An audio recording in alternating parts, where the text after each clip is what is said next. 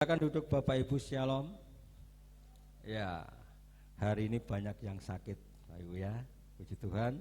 Kita juga akan berdoa nanti supaya Tuhan berikan kesembuhan bagi mereka yang sakit. Amin. Ya. Untuk tema pada hari ini saya beri judul kehidupan Allah. Ya. Saya beri judul kehidupan Allah. Yohanes 10 ayat 10. Saya bacakan. Pencuri datang hanya untuk mencuri dan membunuh dan membinasakan. Aku datang supaya mereka mempunyai hidup dan mempunyainya dalam segala kelimpahan. Saya ulangi ya. Yohanes 10 ayat 10 mengatakan demikian. Pencuri datang hanya untuk mencuri dan membunuh dan membinasakan. Aku datang supaya mereka mempunyai hidup dan mempunyainya dalam segala kelimpahan. Lanjutkan. Kata hidup, ya, kata hidup dalam bahasa Yunani itu sebenarnya ada 3, tetapi di sini hanya saya berikan 2 saja, ya. Yang ketiganya itu psuche atau jiwa, ya. Nah, yang pertama adalah bios, ya. Bios itu kehidupan fisik, kehidupan biologis. Ya. Semua orang menerima bios itu karena hidup secara jasmani. Kita bisa bekerja, kita bisa melakukan aktivitas-aktivitas kita secara normal. Ya, itu adalah bios. Setiap manusia menerima bios itu. Kok enggak menerima bios berarti enggak hidup. Ya. Setiap manusia menerima bios itu. Baik manusia yang berdosa, manusia yang tidak mengenal Kristus, ataupun manusia yang mengenal Kristus, memiliki itu. Ya, kita bisa buka Lukas 8:14. Coba kita lihat.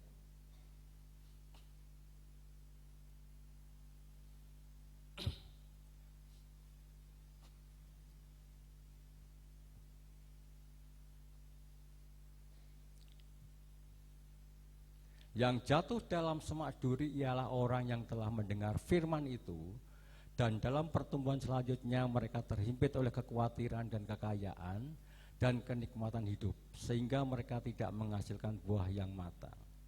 Hidup di sini diterjemahkan bios. Hidup secara jasmani. Orang yang hidup secara jasmani banyak sekali gangguan-gangguan dan godaan-godaan, dan pasti akan terseret pada masalah-masalah dosa. Itu kalau kita hanya hidup dalam kehidupan bios atau hidup secara biologis, hidup secara jasmani. Pasti akan jatuh ke dalam pencobaan.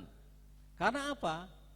Karena hanya mengandalkan kekuatannya sendiri, hanya mengandalkan kepandaiannya, hanya mengandalkan kemampuannya, dan dia tidak mengandalkan kemampuan Allah. Maka orang yang hidup di dalam bios atau jasmani, kehidupan jasmani seperti kita ini, akan gampang terseret pada arus dunia dan gampang jatuh ke dalam satu pencobaan. Kemudian yang kedua, zoe. Masih di situ Mas, ya. Zoe. Zoe itu kehidupan abadi Tuhan yang tidak diciptakan. Ya. Zoe itu kehidupannya Tuhan yang ada di dalam diri Tuhan, itu zoe. Ya. Dan dia tidak diciptakan, ada dengan sendirinya. Amin. Karena itu hidupnya Tuhan. Karena itu hidupnya Tuhan. Nah, kalau kita melihat dalam ayat yang saya belum cantumkan ayatnya nih. Yohanes 1 ayat 4, coba buka. Yohanes 1 ayat 4. So itu yang bagaimana?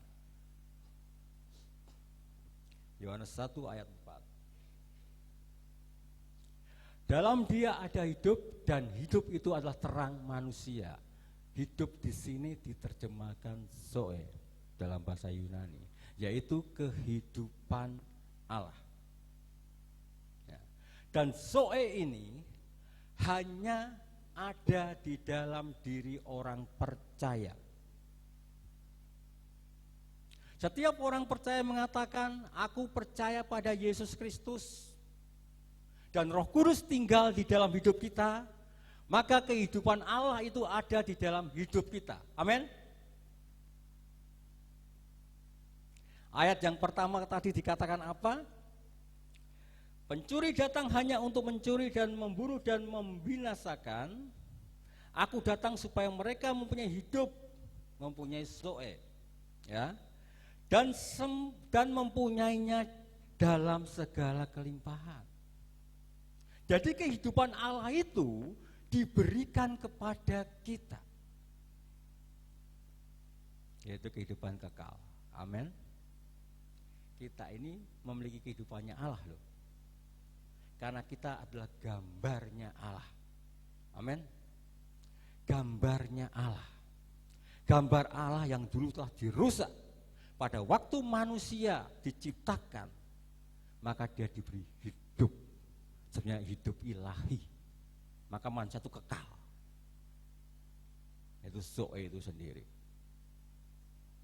Tetapi pada waktu dia jatuh ke dalam dosa, maka kehidupan kekal itu lenyap dalam diri manusia. Hanya ada bios, kehidupan jasmani manusia yang tinggal di dalam dirinya. Dan pada waktu Tuhan Yesus datang ke dalam dunia, kemudian dia mati, menebus dosa kita, dia mengembalikan kehidupan Allah itu dalam diri manusia yang percaya pada Tuhan, yang percaya pada Tuhan. Jadi kehidupan Allah itu hanya diberikan kepada orang-orang yang percaya pada Tuhan. Dan inilah yang memungkinkan manusia tidak gampang terseret dalam dosa. Amin. Karena ada Roh Kudus yang menjaga hidup kita, ada Roh Allah yang membentengi kita. Ini adalah zoe, kehidupan Allah. Maka itu pertahankan kehidupan Allah di dalam dirimu, jangan sampai hilang. Amin. Lanjutkan Pak. Tujuan Yesus untuk kita perhatikan. Saya ulangi lagi ayat Yohanes 11:10 tadi. Pencuri datang hanya untuk mencuri dan membunuh dan membinasakan. Aku datang supaya mereka mempunyai hidup dan mempunyainya dalam segala kelimpahan. Tujuan Yesus untuk kita itu yang pertama, memberi hidupnya Allah atau zoe kepada orang percaya. Amin. Kedatangan Tuhan pada kita, Tuhan ingin memberi hidup pada kita. Hidup yang dulu hilang, Tuhan berikan pada saudara, yaitu kehidupan ilahi. Amin. Kehidupan kekekalan. Itu pernah saya berkhotbah, hidup kekal itu sebenarnya sudah kita miliki, karena kita memiliki kehidupan Allah. Amin. Kita memiliki kehidupan Allah. Jadi kita bisa menikmati suasana surga, kita bisa menikmati kasihnya surga, kita bisa menikmati berkat-berkat surga, karena kehidupan Allah ada di dalam hidup kita. Amin. Itu yang harus kita mengerti. Kita ini istimewa sampai hidupnya Allah diberikan pada saudara dan saya. Sangat-sangat istimewa. Jadi jangan sampai kehidupan yang luar biasa itu hilang dari kita karena kita meninggalkan Tuhan. Ya. Kemudian tujuan yang kedua, memberi segala kemaksimalan kapasitas untuk hidup dalam kelimpahan sesuai dengan rencana Allah. Kita diberi kemampuan yang sangat maksimal. yang sangat maksimal. Kita memiliki kapasitas yang sangat luar biasa untuk meraih kelimpahan yang diberikan Tuhan pada kita. Amin.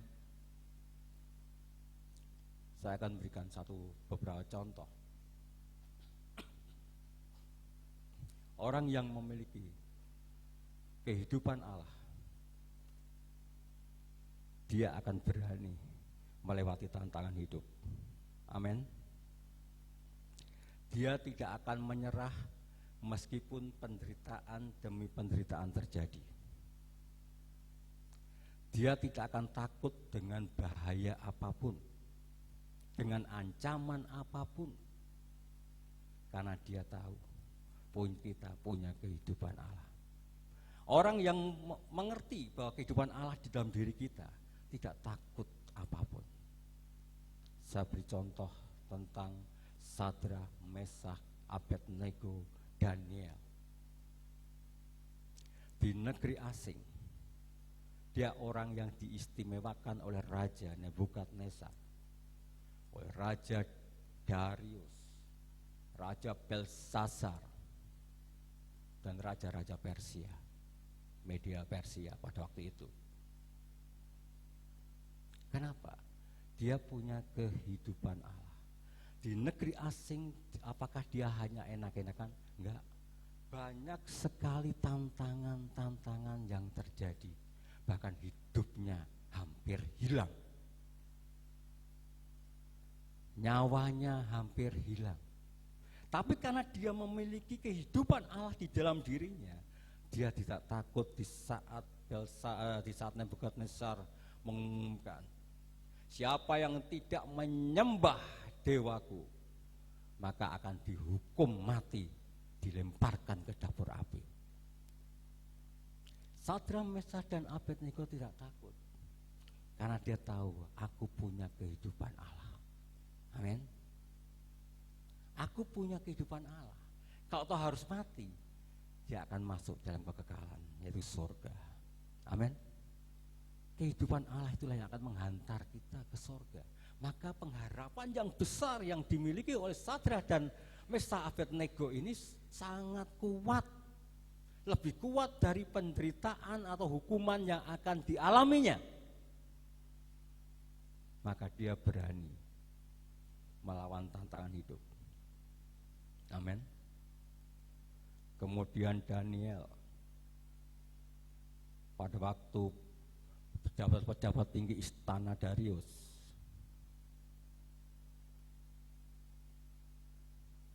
iri terhadap dia. Hanya satu kelemahan yang akan yang akan untuk menjebak Daniel, yaitu doa-doanya kepada Allah, yang bisa menjadi alasan Daniel ditangkap adalah doanya kepada Allah. Apakah Daniel takut? Enggak. Dengan ancaman yang begitu keras, Daniel tetap berdoa kepada Allah, karena dia tahu Daniel punya kehidupan Allah, punya kehidupan ilahi.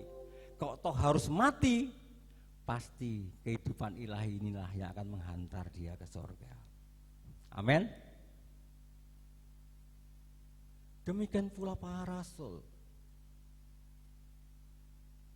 12 rasul itu yang hidup hanya satu, Yohanes. Lainnya mati. Kenapa dia mau? Karena dia tahu kehidupan Allah itu ada dalam dirinya. Rencana Allah yang besar itu ada dalam dirinya. Kalau toh harus mati, dia tidak akan pernah mengkhianati Tuhan. Dia tidak mau kehidupan Allah itu hilang. Ya akhirnya apa? Ke neraka. Mungkin di dunia enak sekali, kenikmatan dapat dia nikmati, tapi dia kehilangan zoe. Akhirnya apa? Gak ada pengharapan lagi mencapai surga, karena kehilangan kehidupan Allah. Amin. Jadi jangan sampai kita sebagai anak Tuhan kehilangan zoe itu sendiri, kehilangan kehidupan Allah itu sendiri karena rugi. Ya, karena rugi. Oke, lanjutkan.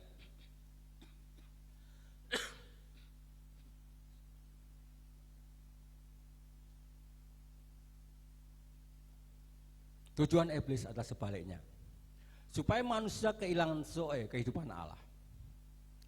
Maka iblis itu dari zaman dulu sampai zaman sekarang strateginya sama, konsepnya sama, zaman Adam sampai sekarang sama. Dia adalah pencuri, dia berusaha membunuh kita, dan dia berusaha membinasakan kita.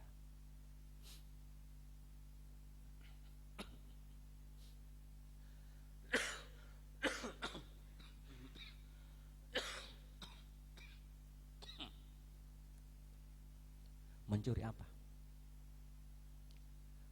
Mencuri kedamaian hatimu dengan cara menuduh kamu orang berdosa, kamu orang gak berguna, kamu orang gak punya pengharapan apapun, masa depanmu suram. Itu iblis. Mencuri damaimu, lalu mengingatkan masa-masa lalu kita. Lu lihat gambaranmu dulu, kamu orang gak bener kan? Lihat itu, kamu gak bener kan? Kau gak layak menghadap Tuhan. Itu iblis. Itu iblis. Karena iblis ingin mencuri damaimu, mencuri pengharapanmu, mencuri imanmu. Lalu dia seret. Ya, tanamkan satu pemikiran di dalam dirinya, di dalam diri kita manusia. Ingat, peperangan rohani yang terhebat itu di dalam pikiran. Ya, bukan ngusir setan. Ngusir setan gampang, Bapak Ibu. Ngusir setan gampang sekali. Dalam nama Yesus setan keluar. Tapi peperangan rohani yang terhebat itu di dalam pikiran kita. Banyak pergumulan hidup yang harus diselesaikan oleh kita. Tanpa bantuan Roh Kudus, yaitu kehidupan zoe itu sendiri, kita nggak mungkin mampu menghadapi setiap tantangan hidup yang terjadi. Ingat, ada Hawa pada waktu digodai, dia tanamkan keinginan di dalam pikirannya melalui mata. Tanamkan, loh, kok kamu makan itu, kamu akan seperti Allah. Kamu akan tahu hal baik, hal yang jahat. Tanamkan satu keinginan. Ditanamkan seperti itu. Kalau nggak salah dalam Yakobus 1 ayat 14-15 kalau nggak salah. Jika keinginan itu dibuai, maka akan menghasilkan maut. Baik-baik. Akhirnya Hawa kalah dalam peperangan di dalam pikirannya. Dia kehilangan zoe, kehidupan Allah. Dia diusir Taman Eden bersama suaminya. Lalu saya beri contoh lagi tentang Yesus. Yesus pun juga dicobai supaya rencana Allah itu gagal dalam kehidupan kita. Dicobai apa? Ayo ubah itu jadi roti. Kamu lapar kan? Coba ke orang kencot, pengennya apa? Mangan kan? Wong kencot tuh pengennya mangan, betul. Iblis katakan, ubah itu jadi roti. Iblis selalu menanamkan satu kehidupan yang pintas, yang mudah, yang gampang didapat, dan kamu bisa menikmati itu. Itu iblis.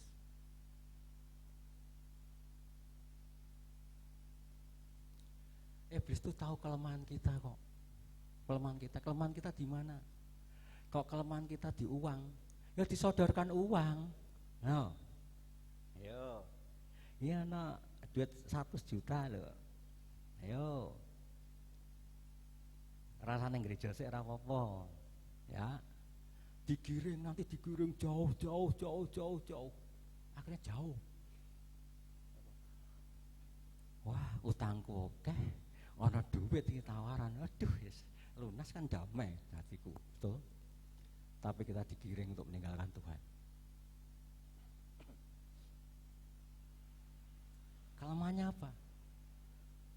Iblis tahu kelemahan kita, maka disodorkan apa menjadi kelemahan kita. Kok nggak ada kehidupan Allah di dalam diri kita, kita pasti jatuh, Bapak Ibu. Kita pasti jatuh. Punya aja bisa terseret, betul? Apalagi kok kita nggak punya Roh Kudus sama sekali.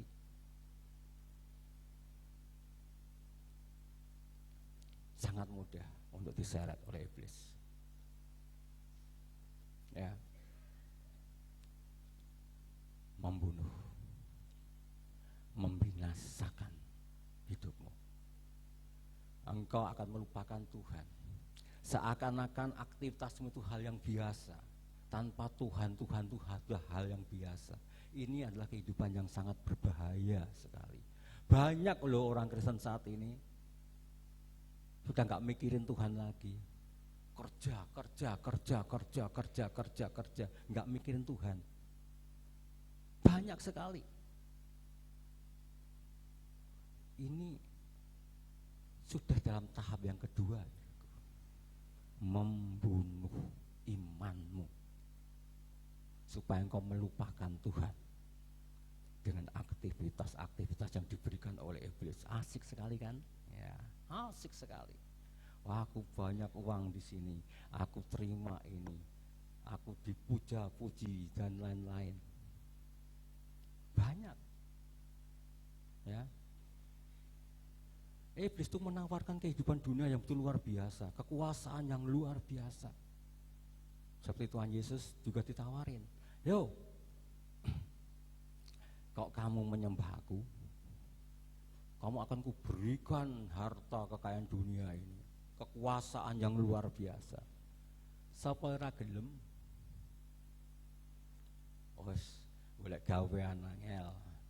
Lalu ditawari jabatan yang menggiurkan. Tapi kamu harus tinggalkan Tuhan. Ayo. Coba.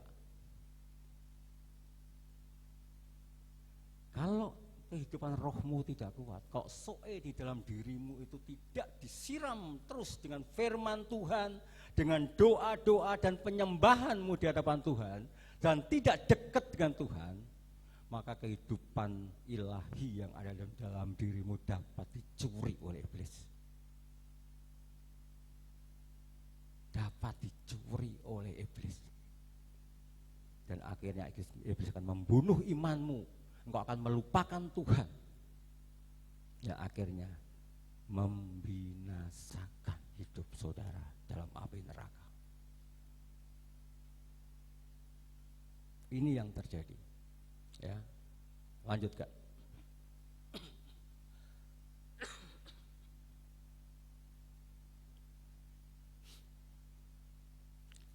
Bisa keluar?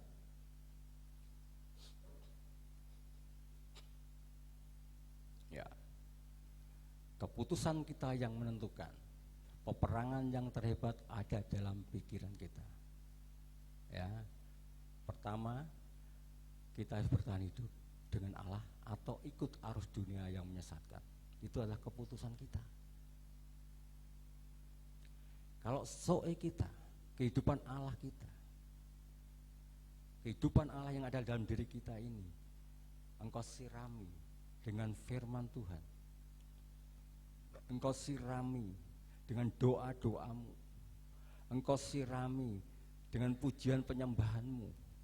Maka soe yang ada dalam dirimu akan semakin kuat, semakin kuat, semakin kuat. Dan kau akan bertahan dalam setiap pencobaan dan godaan apapun. Dan tidak akan pernah meninggalkan Tuhan. Amin. Tidak akan pernah meninggalkan Tuhan. Tetapi sebaliknya, jika kehidupan Allah dalam dirimu itu kamu lemahkan, tidak pernah berdoa, malas memuji Tuhan, malas mendengarkan firman Tuhan, malas ke gereja, dan lain-lain, maka engkau akan ikut arus dunia. Akan ikut arus dunia. Dan soe yang ada dalam diri saudara, kehidupan Allah yang ada dalam diri saudara, pelan-pelan akan dicuri dan hilang dalam hidupmu. Engkau akan disesatkan oleh kuasa yang bukan dari Tuhan, yaitu iblis. Ya. Yang terakhir kita lihat,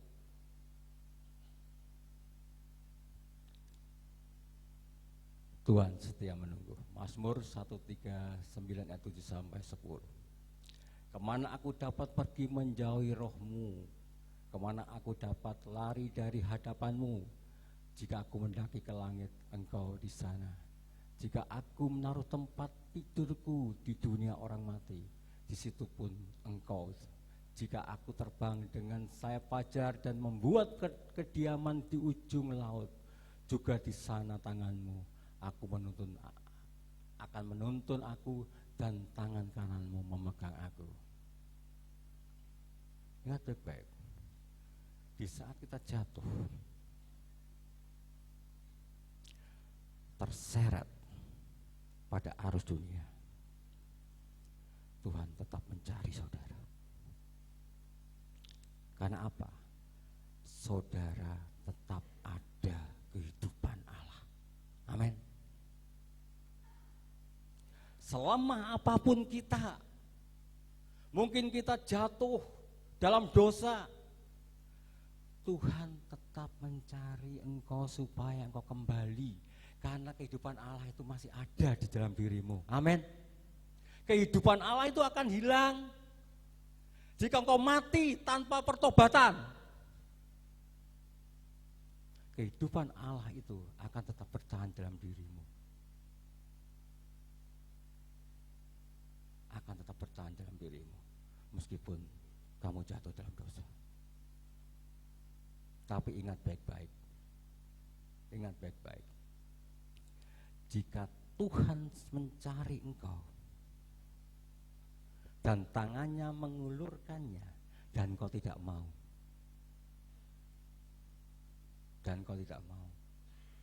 soe dalam kehidupanmu akan hilang. Amin. Inilah kasih Allah yang begitu luar biasa. Dia masih memberikan kesempatan bagi kita yang mungkin jatuh.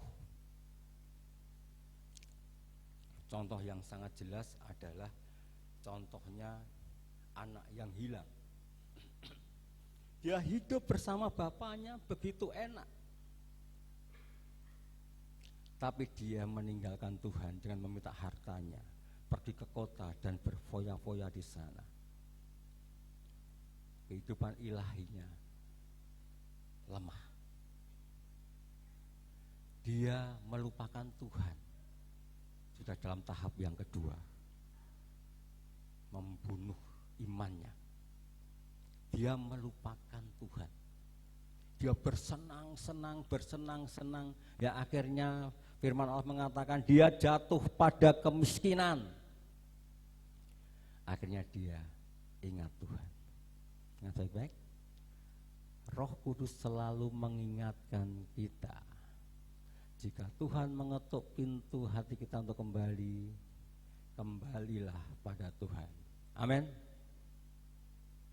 Jangan keraskan hati kita, karena Tuhan akan terus mencarimu sampai engkau pulang. Tetapi keputusan ada di tangan kita, mau atau tidak kembali pada Tuhan. Kalau kita mau kembali pada Tuhan, berarti soe yang ada dalam dirimu akan dikembalikan begitu sempurna oleh Tuhan. Tetapi jika engkau menolak, maka kehidupan Allah itu akan hilang dan engkau tidak punya harapan sama sekali. Saudara dan saya tidak punya harapan sama sekali untuk surga. Tidak akan pernah ada. Maka disinilah pentingnya kita menyembah Tuhan, pentingnya kita berdoa, pentingnya kita baca firman, pentingnya kita bersekutu bersama-sama saudara seiman, supaya kehidupan ilahi dalam diri kita semakin sempurna dan kuat. Amin. Tuhan Yesus memberkati.